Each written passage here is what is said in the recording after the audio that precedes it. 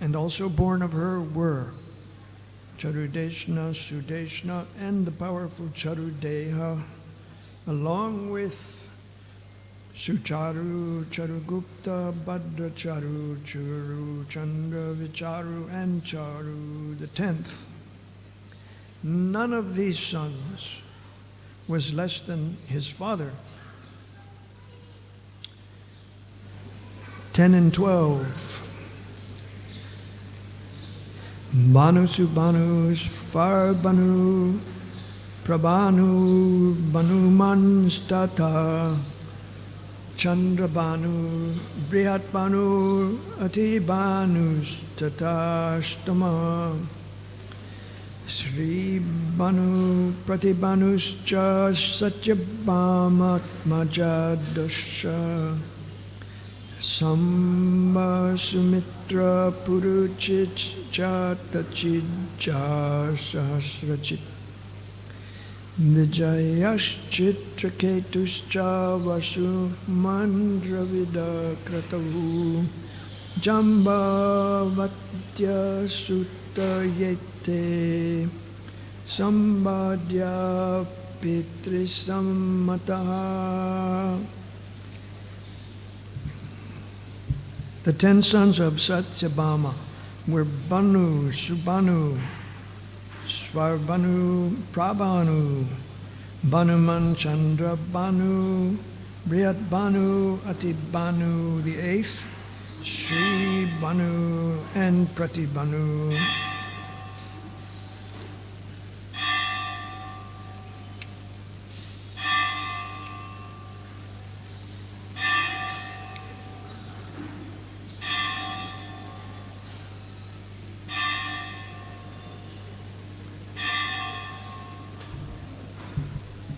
Samba, Sumitra, Purujit, Satyajit, Hasrajit, Vijay, Chitraketu, Vasuman, Dravida, and Kratu were the sons of Jambavati. These 10, headed by Samba, were their father's favorites. Purport. Shiljiva Goswami translates the compound Pitra Sammataha in this verse as highly regarded by their father. The word also indicates that these sons, like the others already mentioned, were regarded as being just like their glorious father, Lord Krishna.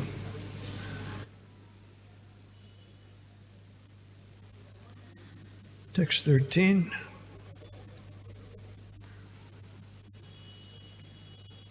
Viraschandros Vasenascha Chitragur Vegaman Visha Amashankur Vasasriman Kunti Nagnajite Sutta. The sons of Nagnajiti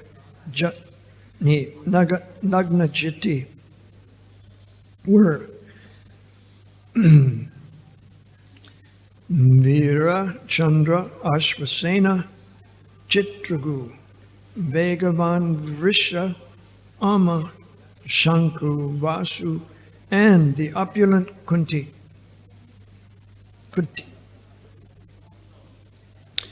So that's a man's name also, Kunti. Shruta Kavi Vrisha Vira 14, text 14. Shruta Kavi Vrisha Vira Subahu Bhadra Shanti Darsha and Purnamas were sons of Kalindi. Her youngest son was Somaka. I'll chant the transliteration to 14 now. Shruta Kabir Vishovira Subahur Bhadra Ekala Shantir Darsha Purnamasa Kalindya Somako Vara. 15.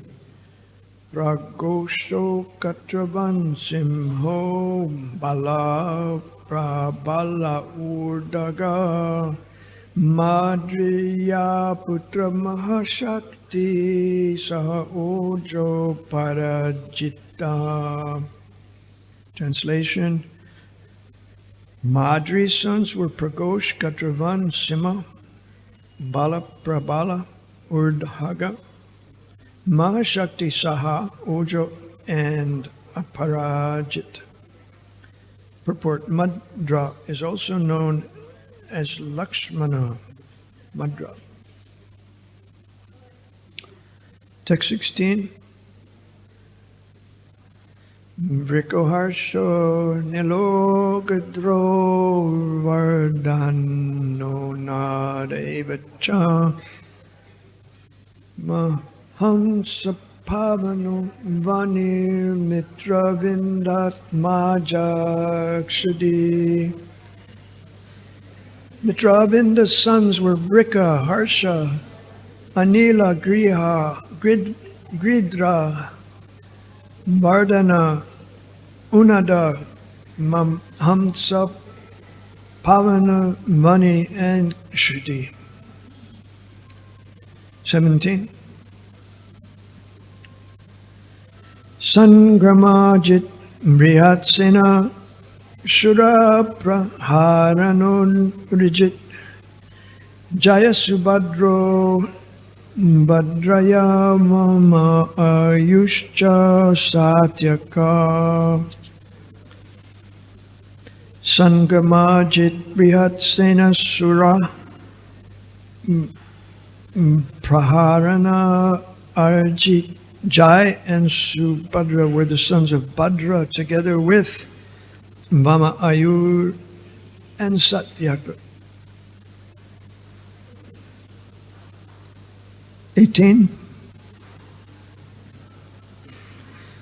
Diptiman Tamratap Tadya Rohinyas Tanaya Hare Pradyumna Chanirodo Bud Rukmavat Nyam Mahabala Putram Tarukmino Rajan Namna Bojakate Pure. Translation: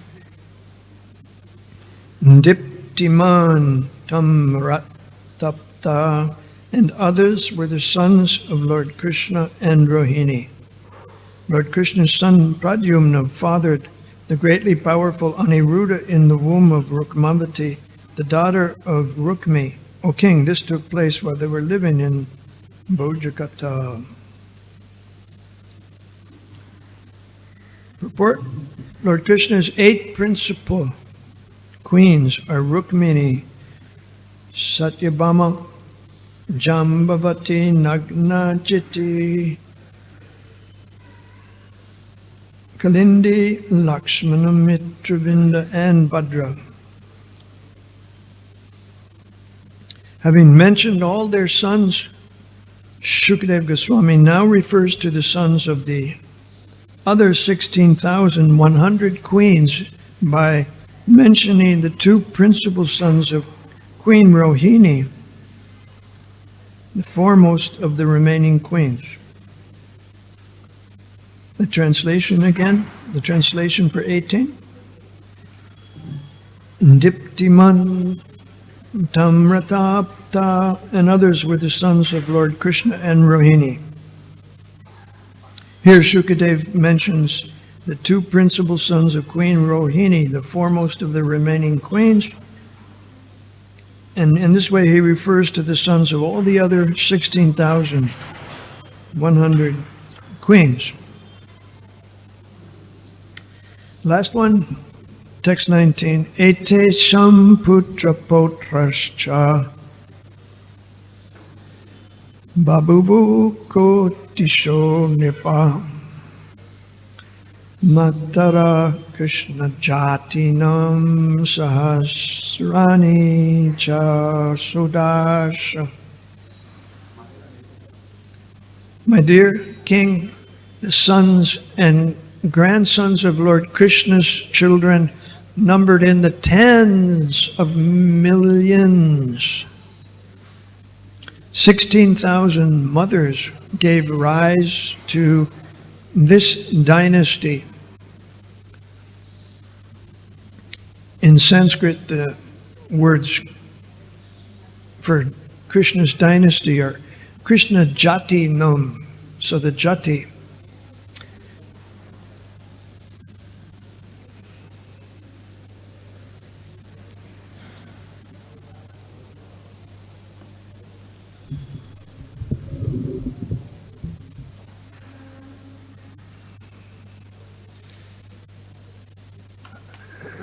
So these are specific details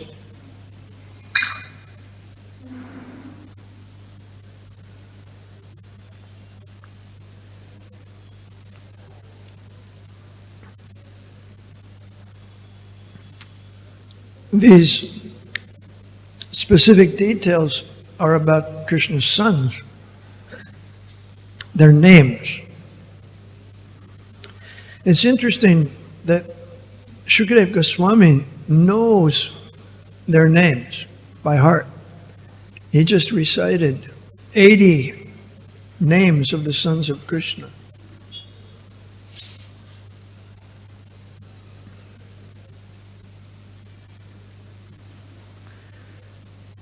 It's very pleasant to hear these names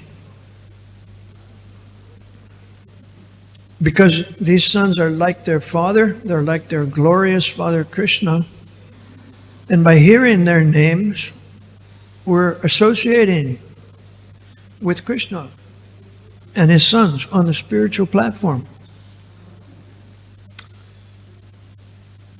Or when we hear the names of the queens, the 8 principal queens,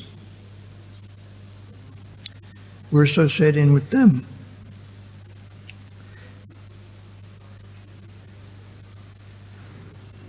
Just like Lord Chaitanya, he sometimes recited the names of the 8 principal gopis.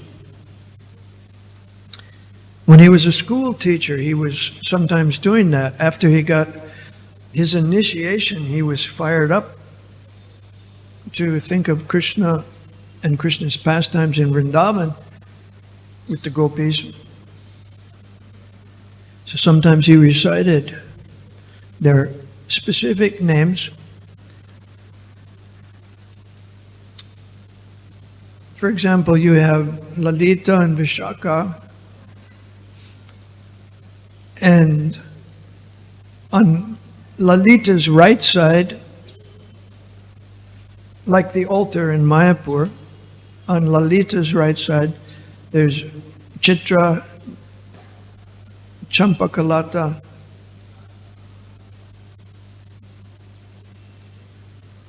and Tungavidya.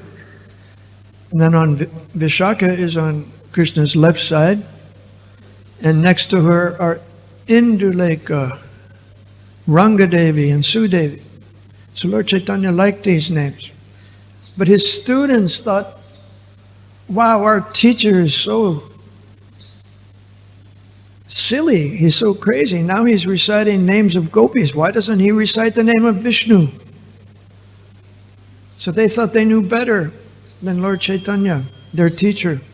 And he became disgusted with them because they didn't respect the names of Lord Krishna's gopis. Then what did he do? He got inspired to take sannyas. I'll get rid of all this material designation that I'm a resident of this town or I'm a teacher in this school. I'll take sannyas and then people will respect my opinions. So for the sake of preaching and bringing respect to the message of the Bhagavatam, the essence of the Bhagavatam, Lord Chaitanya took sannyas.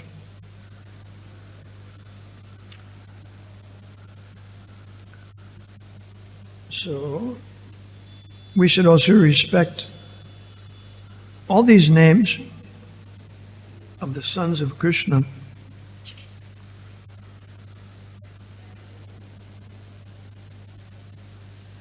And the 8 principal queens of Dwarka: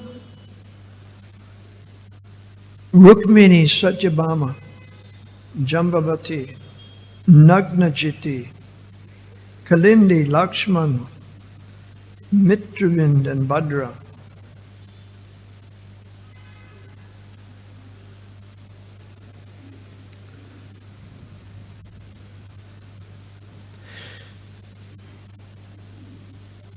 So Shukadev Goswami certainly respects all these names of the sons of Krishna, and he treasures them. He's passing down to King Parikshit the list of names. Shravanam Kirtanam Vishnu Smaranam Pada Sevanam. And we just engaged in listening to and reciting the names also of the 80 most important sons, and 10 of those were mentioned as being the favorite sons of Krishna. The 10 sons of which queen are the favorite sons? You heard the verse, we read that. See if you heard. Which queen had 10 sons that were the favorites?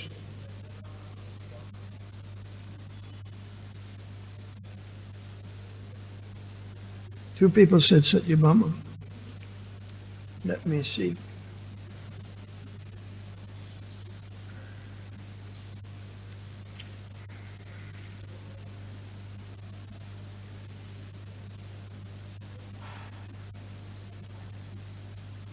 Looks like you're right. And of those 10, which was the head son? Samba. That's what it says here. The 10 sons of Satyabhama were Bhanu, Subhanu, Svarbhanu, Prabhanu, Bhanuman, Chandrabhanu, Brihatbhanu, Atibhanu, Sribhanu, and Pratibhanu. Samba is, my mistake, Samba is the head son of the Jambavati.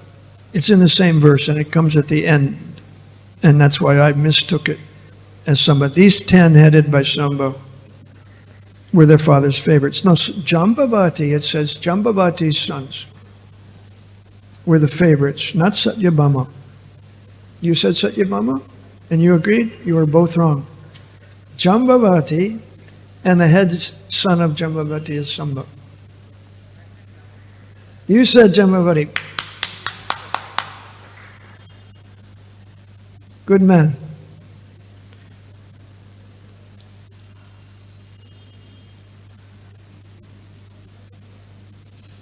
So this is very interesting to us as devotees. It's interesting to hear these details and the emphasis on certain details. This is the important one. This is the head son. This is the list of the favorite 10 sons.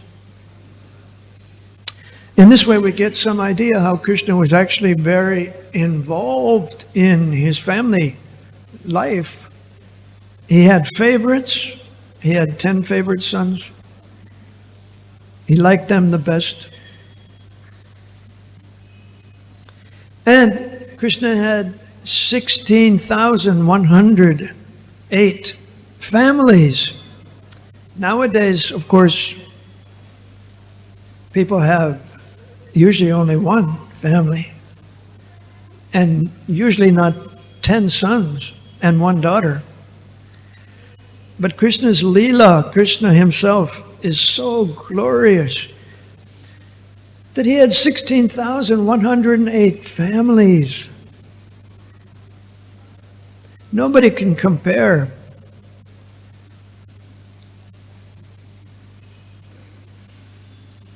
Krishna is incomparable. He's greater.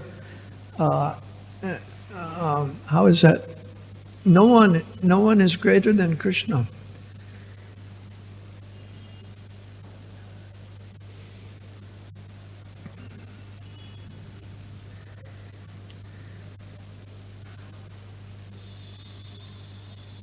So we can learn from these characters that are mentioned also, these lists of names in the Bhagavatam that sometimes are given in a genealogy. You know, this father had this son, and he had that son, and this son had that son.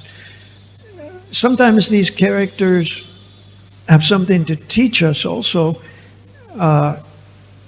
For example, the queens of Krishna, whom we heard about in an earlier chapter, the 8 principal queens, how Krishna married the queens, we learn about Krishna Prema and the rasa of being married to Krishna.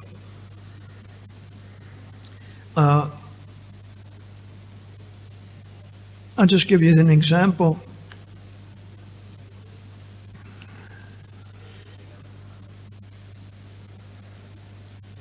When the Bhagavatam in 10th canto describes how Krishna met some of these queens, we hear from the queens themselves when the river personified, the Jamuna river personified, whose name is Kalindi, when she meets Krishna, she's in the forest, and Arjuna and Krishna come to the forest, and Krishna asks Arjuna to ask the girl who she is. So Arjuna asks, and she says, "I'm the daughter of the sun god, and I'm now performing penance to have Lord Vishnu as my husband. I think he's the supreme person, and I think he's just suitable to become my husband. And I disclose this desire to you, Arjuna, because you wanted to know it. You asked me, you wanted to know it." And then she could kind of understand. She says, "I know that you're the hero, Arjuna." Somehow she had knowledge of Arjuna, and she could understand this was Arjuna talking to her. So I may further say that I shall not accept anyone as my husband besides Lord Vishnu, because he's the only protector of all living entities. I should be thankful to you, I shall be thankful to you if you pray to Lord Vishnu to be pleased with me. My name is Kalindi, and I live within the waters of the Jamuna River. My father was kind enough to construct a house here in the waters for me, a special house. And I have vowed to remain in the water as long as I cannot find Lord Krishna. So she became very reclusive. She decided she would live alone in the water until she could find Krishna. So Krishna, of course, knows everything, and Krishna brought Arjuna and himself to this place so that they could meet.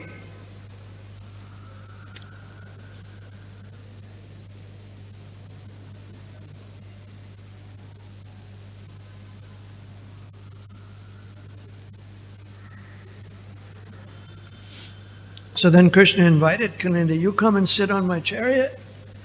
And they went back together. And they approached King Yudhisthira, and then gradually they went and got married.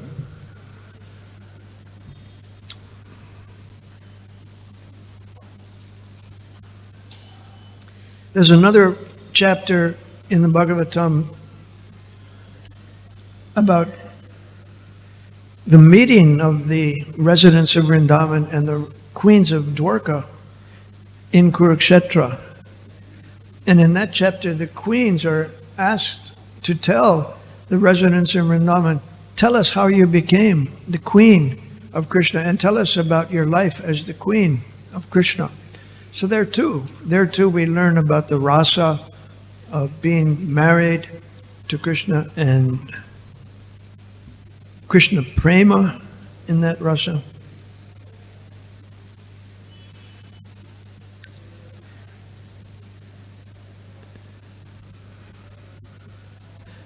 Mitravinda. Mitravinda is another queen. Just give you one more example. She was living in Ujjain. She was the sister of the kings of Ujjain. She got married to Krishna. And then there's Satyabhama or Nagnapatni. Her father made a condition that anyone who wants to marry my daughter has to defeat 7 bulls. He has to subdue 7 bulls.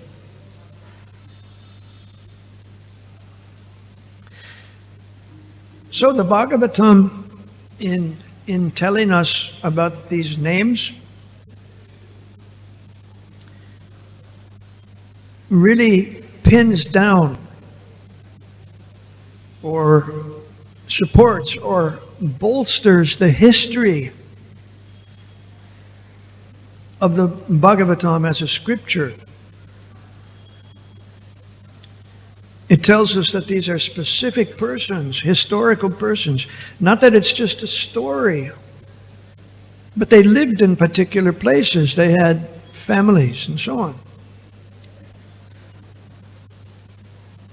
And all these names, when we read them, we also find out how Krishna interacted with these persons, like his sons.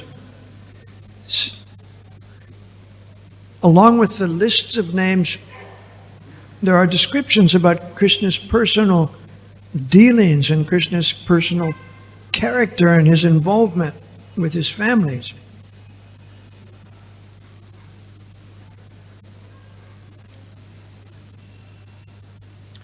As I mentioned the other day when the question was asked, how did Krishna propagate all these children? I commented that Krishna did this by ordinary sexual relations with his wife.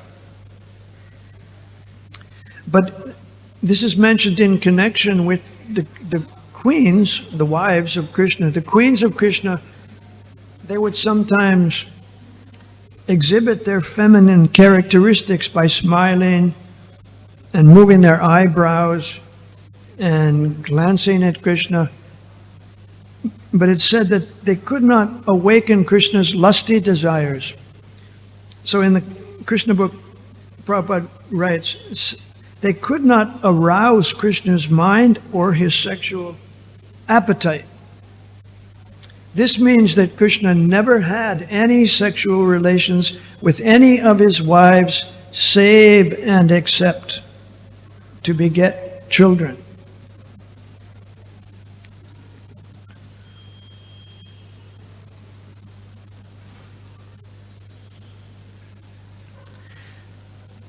Is the time 8:25? Is that correct?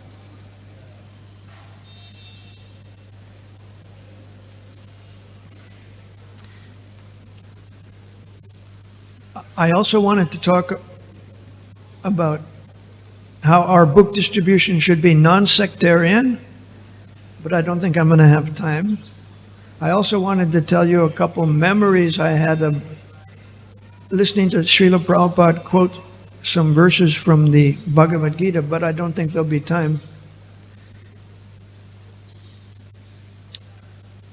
Maybe I can answer a question if you have a question. This devotee.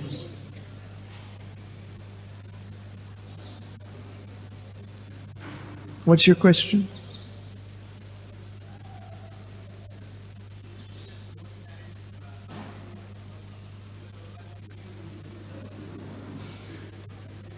Pastime about Prabhupada? Quoting a verse.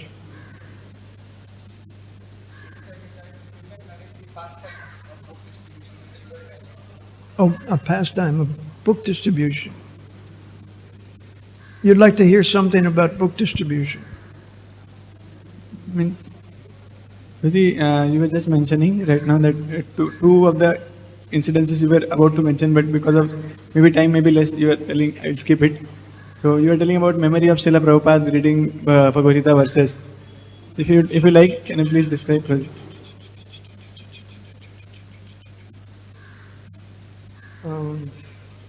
Can you repeat the question? This devotee behind. Hare Krishna. He wants to hear pastime of Prabhupada reciting Bhagavad Gita from you. You are mentioning. Okay. So the first time I heard Prabhupada give a class, I was in the Los Angeles temple. It was January 13th, 1974. And it was the first time I was watching Prabhupada give a class. And when he mentioned this verse in the 9th chapter, we read it this morning. This morning when we recited 9th chapter verses, I remembered this. He recited these verses. It says that if you worship the demigods, you go to the demigods. If you worship the forefathers, you go to the forefathers, Pitrilok. And if you worship ghosts and spirits, you'll end up with the ghosts and spirits.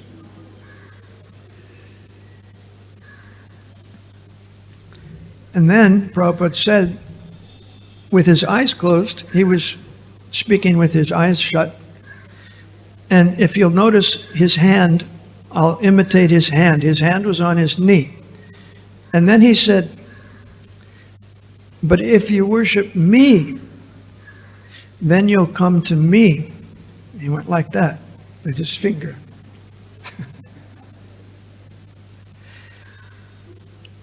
And I thought that was interesting, that because in the West, and I assume in India, this gesture means you come to me. Huh? At least Prabhupada knew the American. There's also an Indian version, come to me. But Prabhupada was using the Western version, come to me. And this made me think, wow, Krishna must be a person, like Prabhupada is teaching us. Prabhupada is teaching us that Krishna is the Supreme Personality of Godhead. And if Krishna says, come to me, and he goes like that, I could understand Krishna as a person. And the important thing was that that's what Prabhupada was teaching more than any other teacher. There wasn't any other teacher that was teaching Krishna as the Supreme Personality of Godhead.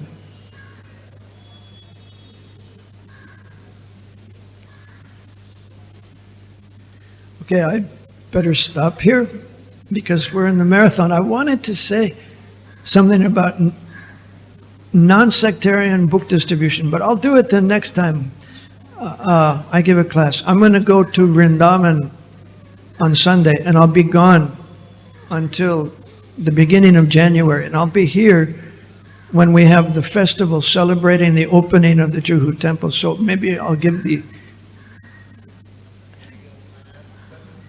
No, it's too late. Hare Krishna. Thank you very much. All glories to Prabhupada.